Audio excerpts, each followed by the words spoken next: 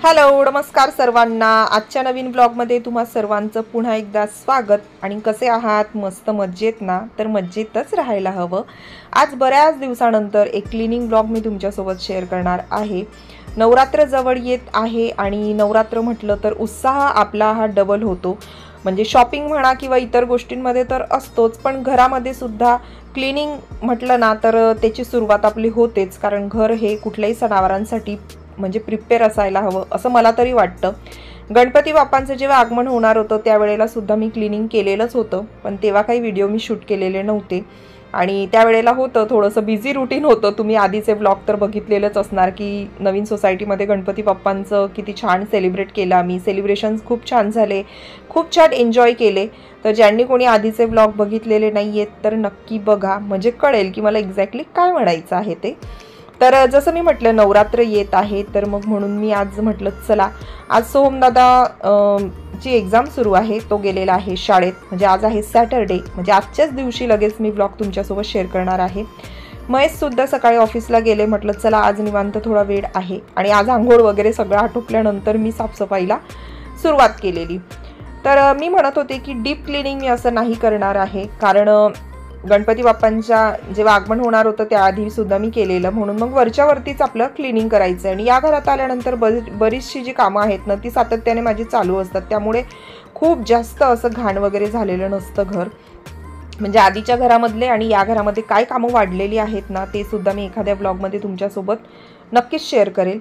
तर इथे मी काय करते की ज्या घराला पूर्ण मी मॉस्किटो नेट लावून घेतलेले आहेत तर त्या मी एका ब्रशच्या मदतीने ना साफ करून घेत असते।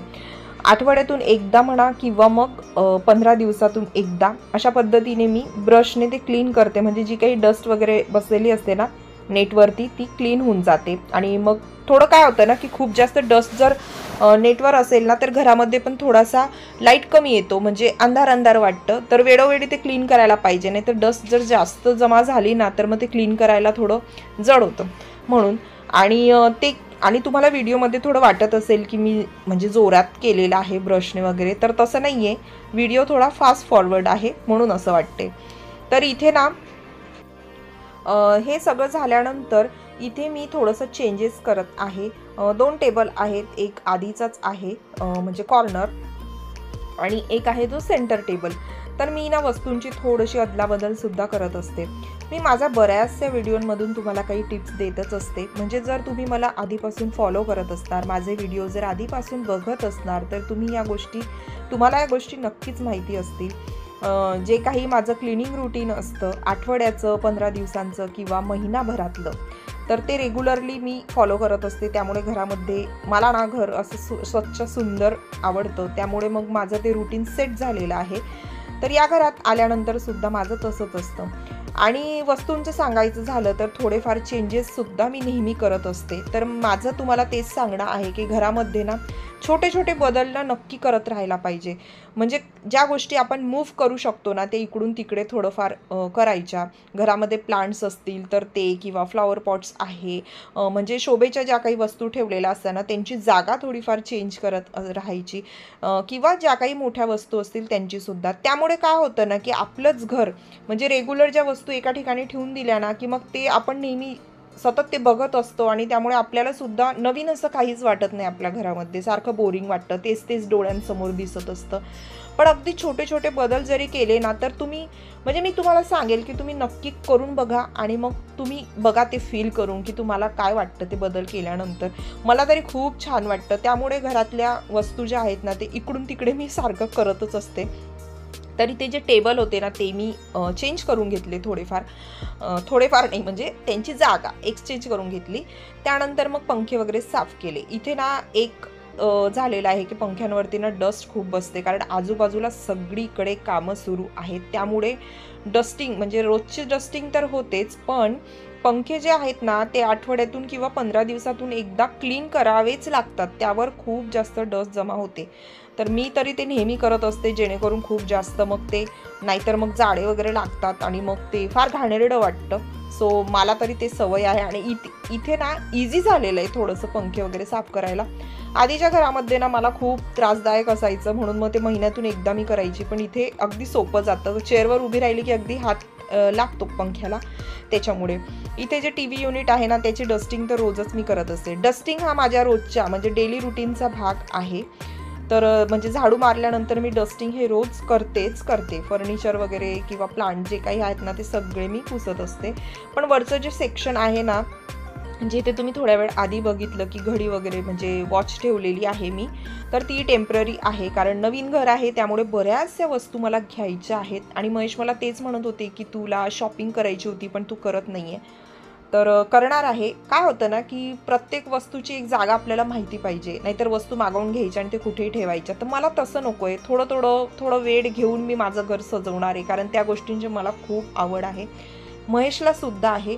तर नवीन वॉचसुद्धा घ्यायची आहे. पण काय होतं ना की महेशला सुद्धा वेळ मिळत नाही आहे. आता हे जेव्हा घर आम्ही घेतलं ना, तर घर घेतलं, इंटेरियरचं काम सुरू झालं, अगदी तेव्हापासून या घरातली प्रत्येक एक गोष्ट मी माझ्या आवडीनुसार केलेली आहे. कलर असू द्या, फर्निचर असू द्या, फर्निचरचं सनमायका किंवा मग पडदे वगैरे सगळी एक एक वस्तू मी माझ्या आवडीची करून घेतलेली आहे. आणि महेशने मला त्यात फुल सपोर्ट केलेला आहे. त्यांचं एक म्हणणं होतं की तुझं स्वप्न होतं की स्वतःचं घर पाहिजे, मग तू अशा पद्धतीने डेकोरेट करशील. त्यामुळे त्यांनी मला कधी म्हटलं नाही की तू असं करू नको, तसं करू नको. आता घरामध्ये वस्तू पण घ्यायच्या आहेत, तर मला त्यामध्ये असं वाटतं की आम्ही तिघांनी म्हणजे महेश, मी आणि सोहम, आम्ही तिघांनी आमच्या आवडीनुसार तिघांच्या सहमतीने घरामध्ये छोट्यातली छोटी वस्तू असू द्या किंवा मोठी, आमच्या तिघांच्या आवडीची असायला पाहिजे. त्यामुळे बऱ्याचशा गोष्टी घेतल्या जात नाही आहेत, कारण महेशला अजिबात वेळ मिळत नाही आहे. सॅटर्डे संडेला सुद्धा ते घरी नसतात. तर त्यामुळे ना थोडासा वेळ मिळत नाही आहे, म्हणून मग बऱ्याचशा गोष्टी ज्या आहेत त्या पेंडिंग आहेत. पण आता सुरुवात करणार आहे. म्हणजे माझा असा विचार आहे की दिवाळीपर्यंत तरी माझं घर प्रॉपर असं सेट झालं पाहिजे, मला पाहिजे तसं. त्यानंतर मी आली माझ्या बेडरूममध्ये. माझ्या बेडरूममध्ये सुद्धा मी पंखे वगैरे साफ करून घेतलेले. ड्रेसिंग टेबलवरती जो आहे ना लाईट लावून घेतलेला आहे, तर ते वरती खूप डस्ट होती, तेही क्लीन केली. आणि त्यानंतर मग परत इकडेच्या ज्या नेट आहेत त्यासुद्धा मी क्लीन करून घेणार आहे. आणि इकडच्या ज्या नेट आहेत ना त्या खूप जास्त वगैरे असं खराब होत नाही. म्हणजे मी 15 दिवसातून या नेट करते. पण लिव्हिंग रूममधली तर मला कायम करावी लागते, कारण हॉलमध्ये काय होतं ना की त्या साईडने कामं भरपूर सुरू आहेत, त्यामुळे तिकडे फार जास्त डस्ट येते. आणि मॉस्किटो नेट लावण्याचा एक फायदा झालेला आहे. मच्छर तर कमी झालेलेच आहे, हवा खेळती असते. कारण इकडे ना स्लायडिंग काच आहेत, त्यामुळे काय होतं की काच एकदम उघडले तर कबूतर वगैरे पणचा त्रास थोडा सुरू झालेला आहे. तर मग ते अचानक घरात पण येत नाही किंवा बाल्कनीत पण येत नाही. नेट लावून ठेवलेली असली की मग थोडं हवा पण खेळती असते आणि एकदम असं उघडं वाटत नाही. कारण बऱ्याच वेळेला कर्टन मी लावत नाही, थोडं ओपनच राहू देते. फक्त ज्या वेळेला मी दुपारी झोपते किंवा मग बेडरूममध्ये काही काम करत असेल, व्हॉइस ओव्हरिंग करत असेल, व्हिडिओ एडिट करत असेल, तर त्यावेळेला थोडंसं कर्टन मी लावून घेते. आता इथे मी माझे जे स्लाईड आहे, बेडरूमची जी विंडो आहे ना त्याचे जे स्लाईडचे काच आहेत ते मी क्लीन करते. हे स्लाईडचे काच जे आहेत ना ते माझा पिच्छा काही सोडत नाही आहे बरं का. आधीच्या घरात पण तेच होतं. पण तिथल्या आणि इथल्या मधला मी फरक सांगते. त्या घरामध्ये ना मोठे मोठे स्लाईड होते आणि ते क्लीन करायला ना खूप त्रासदायक होते, म्हणजे व्यवस्थित क्लीन करता येत नव्हते. पण या घरामध्ये तसं नाही आहे. इथे अगदी इझिली पटापट होऊन जातं. म्हणजे 2 विंडोज जे आहेत ना ते म्हणजे स्लाईड जे आहेत ना ते एकमेकांना सरकवले तर पटकन क्लीन होतं. आय होप की तुम्हाला व्हिडिओमध्ये बघितल्यावर मला कळत असेल की मला एक्झॅक्टली काय म्हणायचं आहे. इथे मी थोडंसं लिक्विड स्प्रे केलेलं आहे आणि त्यानंतर मग कागद म्हणजे न्यूजपेपर आहे त्याच्या साह्याने मी हे पूर्ण प्रॉपर क्लीन करून घेतलेलं. आधी न्यूजपेपरने पुसून घेतलं आणि त्यानंतर मग कापडाने पुसून घेतलेलं आहे, म्हणजे कुठलेही डाग वगैरे राहणार नाही. आणि एकच कापड घेतलं आहे त्याच्यानेच मी क्लीन केलं, दुसरं काही सापडलेलं नाही आहे. आणि हे काही खूप जास्त घाण नव्हतं, त्याच्यामुळे त्याची घाण काही लागत नव्हती. हे मी बघितलं, नोटीस केलं आणि त्याच्यानंतर म्हटलं चला चालू द्या, आता याच्याने काम होतं आहे ना, परत कुठे नवीन कापड शोधायला जाणार. तर मग अशा पद्धतीने हे जे स्लाईडचे काच आहेत ना ते सुद्धा माझे पूर्ण क्लीन करून झालेले. आणि सध्या कसं आहे वातावरणचं सांगते तर पितृपक्षामध्ये इतकं भयंकर ऊन तापत होतं. म्हणजे आताही पितृपक्ष चालूच आहे, पण सुरुवातीला 3-4 दिवस भयंकर म्हणजे भयंकर उन्हाळ्यासारखं जाणीव होत होती, खूप गरमी होत होती. आणि त्यावेळेला मला असं वाटलं की चला अंथरुणं वगैरे धुवून काढूया थोड्या दिवसानंतर. थोडी तब्येत माझी डाऊन होती त्यावेळेला म्हणून. आणि नंतर असं झालं की आता कंटिन्युअसली 4-5 दिवसांपासून पाऊस काही थांबायचं नाव घेत नाही आहे, त्यामुळे अंथरुणं वगैरे धुवायची राहून गेली. म्हणजे एक्स्ट्रा जे आपण पितृपक्षामध्ये नाही का घराचं क्लिनिंग करतो, अंथरूण वगैरे सगळं करतच असतो, त्याच्या आधी म्हणा किंवा त्याच्यानंतर म्हणा, प्रत्येकाचं एक रुटीन असतं. पण माझं ते काही झालेलं नाही आहे. वरच्यावरती जे बेडशीट्स वगैरे आहेत ते क्लीन होत राहतात, कपडे पण ते रोजचेच असतात, पण प्रॉपर असं झालेलं नाही आहे. आणि पाऊस असल्यामुळे आज थोडंसं उजळलेलं आहे सकाळपासून, तर थोडं छान वाटतं आहे वातावरण. तर म्हटलं चला आजच हे काम करूया, नाही तर बाहेर इतका पाऊस पडतो ना तर एक्स्ट्रा कामं करायची इच्छा होत नाही. तर त्यामुळे तेही राहिलं. आणि पाऊस पडल्यामुळे काय होतं की डस्ट जी आहे ना ती आणि पाऊस असं मिक्सचर म्हणजे म्हणतो ना आपण, तर ते त्याचे डाग जे असतात ना ते स्लाईडच्या काचांवरती पडतात, तर त्याचे डाग उमटतात. तर म्हणून मग म्हटलं काचही साफ करून घेऊया. त्यानंतर माझा जो ड्रेसिंग टेबल आहे त्याचाही मिरर मी क्लीन करून घेतला, आजूबाजूला जे मेस होतं थोडंसं क्लीन केलं. इथे जो बेड आहे तो थोडासा, जी मॅट्रेस आहे ना ती थोडी सरकवून घेतली आणि बेड पण कोपऱ्यामध्ये मी पुसून घेतलं. दिसत नाही पण तिथे सुद्धा बऱ्यापैकी डस्ट ही असतेच. ते आवरून झाल्यानंतर मग मी आली सोमदादाच्या बेडरूममध्ये. सोमदादाच्या बेडरूममध्ये पण मी तेच केलं जे मी तुम्हाला आधीच्या म्हणजे आत्ता दाखवलं. पंखे क्लीन केले, त्यानंतर नेट साफ केली, त्यानंतर मग स्लाईडची जी काच आहे ती सुद्धा क्लीन केली, पण मी ती काही शूट केली नाही. म्हटलं आता परत तेच काय दाखवू. इथे मी त्याचं जे बुक शेल्फ आहे ते मी इथे क्लीन करून घेते. असं छोटीशी जागा वॅर्डरोबच्या बाजूला राहत होती, तर त्यामुळे तिथे एक बुक शेल्फ मी बनवून घेतलेला आहे. होम टूर द्यायचा आहे, पण तुम्ही इंटरेस्टेड असाल तर मी तुमच्यासोबत होम टूरसुद्धा नक्कीच शेअर करेल. मला सांगा कमेंट करून बरं का. आणि त्यानंतर मग इथे सोहमच्या बेडच्या साईडला असे छोटे कपाट, म्हणजे कपाट आहे आणि ड्रॉवर आहे ते आहे. तर खरं तर अजूनही घर पूर्ण प्रॉपर सेट झालेलं नाही आहे, कुठल्याही वस्तू कुठेही ठेवल्या जाते आणि त्याच्यामुळे ना मेस खूप जास्त होते. पण एक फायदा असतो ना असे कपाटं किंवा ड्रॉवर असण्याचा, की वरती असा खूप जास्त पसारा दिसत नाही. आणि सोमदादाची बेडरूम असल्यामुळे सध्या काय होतं, सोमदादाचं शेल्फ वगैरे आहे, पुस्तकांचं आहे, ते थोडंफार तो आवरून ठेवतो. पण इतर ज्या गोष्टी आहेत ना ह्या मीच ठेवलेल्या आहेत. तो तर मला तेच म्हणतो की मम्मी माझं बेडरूम एकदा आवरून दे म्हणून, त्याचं कपाट पण पूर्ण मेज झालेलं आहे. पण मग म्हटलं ठीक आहे, मी थोडा मला वेळ दे, हळूहळू एक एक कोपरा मी आवरेल. आणि त्यानुसार मग मी आता इथे एक्स्ट्रा भरपूर काय काय ठेवलेलं होतं ते सगळं काढून घेतलं. ड्रॉवर जे आहेत ती साफ करून घेतली. साफ म्हणजे ज्या वस्तू होत्या त्या तिथेच ठेवल्या, बाकीच्या एक्स्ट्रा मी काढून घेतलेल्या आहे.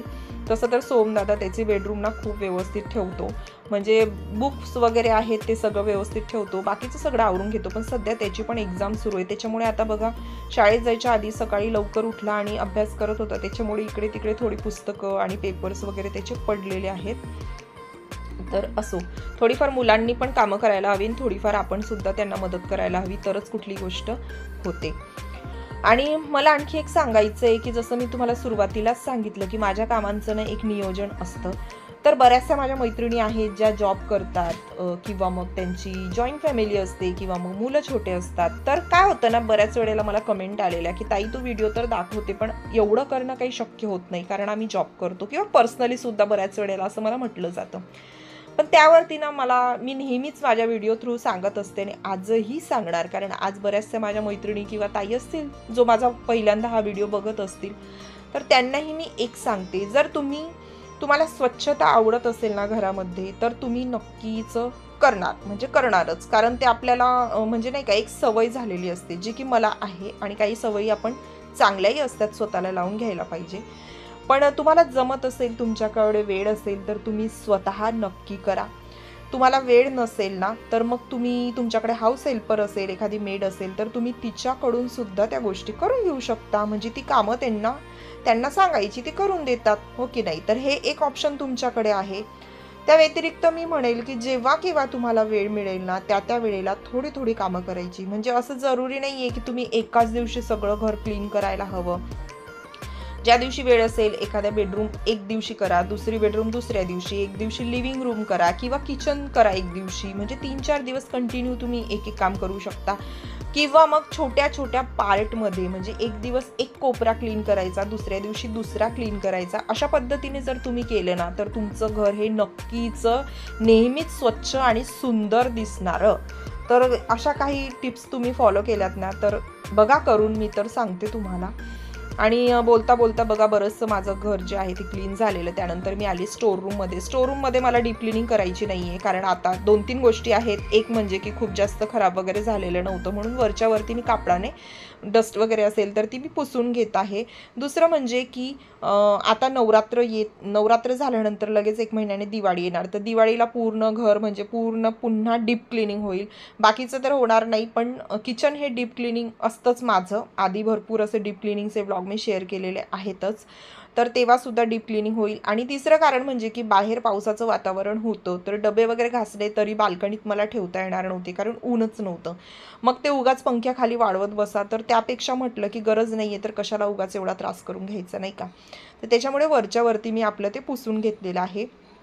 इथे माझं जे हे एक एक्स्ट्रा कपाट आहे ना, त्यामध्ये इतकं मेस झालं तुम्ही बघू शकता. म्हणजे काही दिवसांपासून मी लक्ष दिलं नाही, तर जी वस्तू धरली ठेवली असं झालेलं आहे आणि भरपूर अनावश्यक वस्तू तिथे ठेवल्या गेलेल्या आहेत. तर इथे माझं मिक्सर वगैरे ठेवलेलं आहे. काही एक बॉक्स ठेवलेला आहे ज्यामध्ये काही हार्डवेअरच्या वस्तू आहेत ना, त्या पटकन लागतात हातची, म्हणून मग त्या सध्याचा जुगाडू असू म्हणून ठेवलेलं आहे. काही क्लोथ म्हणजे जे नेहमीचे डस्टिंगसाठी क्लोथ लागतात किंवा हातरुमाल वगैरे बरंच काही काय ठेवलेलं होतं.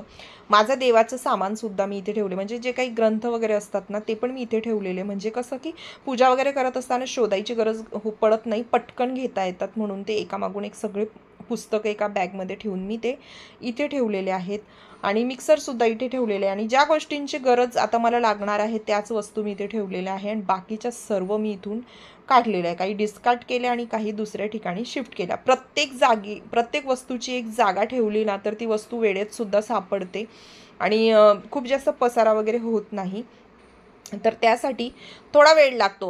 अगदी म्हणजे लवकर ठरवलं तसं होत नाही. आणि जसं मी म्हटलं की हळूहळू सावकाश मी माझं घर जे आहे ते सेट करते आहे. प्रत्येक एक वस्तूंसाठी मी वेळ देते आहे की कुठली वस्तू मला कुठे ठेवायची आहे, कुठल्या आणखी नवीन जास्त वस्तू मला घरामध्ये घ्यायची गरज आहे. खूप सारे ऑर्गनायझर्स मी बघून ठेवलेले आहेत, ते सुद्धा घ्यायचे आहेत. काही ऑर्गनायझर मी ऑर्डरसुद्धा केलेले आहेत, पण त्याचा प्रॉपर एक व्हिडिओ मी तुमच्यासोबत शेअर करणार आहेतच. तर असो मैत्रिणींनो, आजचा हा क्लिनिंगचा ब्लॉग तुम्हाला कसा वाटला, तुम्ही सुरुवात केलेली की नाही मला नक्कीच सांगा. तुमच्याकडे काही छान टिप्स असतील तर कमेंट करून सांगा. आजचा व्हिडिओ आवडला, व्हिडिओला लाईक शेअर आणि हो, कमेंट करायला मात्र कंजूसी करायची नाही. 2 शब्द टाईप करावे लागतात, पण सांगा व्हिडिओबद्दल काही सांगा. काही सजेस्ट करायचं असेल तर ते सुद्धा सांगा. आणि हो, तुम्ही सुद्धा साफसफाई केली असेल ते पण मला सांगा बरं का. आणि आजचा व्हिडिओ कसा वाटला सांगा. चॅनलला सबस्क्राईब केलेलं नसेल तर प्लीज चॅनलला सबस्क्राईब करा आणि आधीचे व्हिडिओसुद्धा नक्की बघा. आपण लवकरच भेटूया नवरात्रींच्या छान छान ब्लॉग्समध्ये. तोपर्यंत सर्वांना टेक केअर अँड बाय.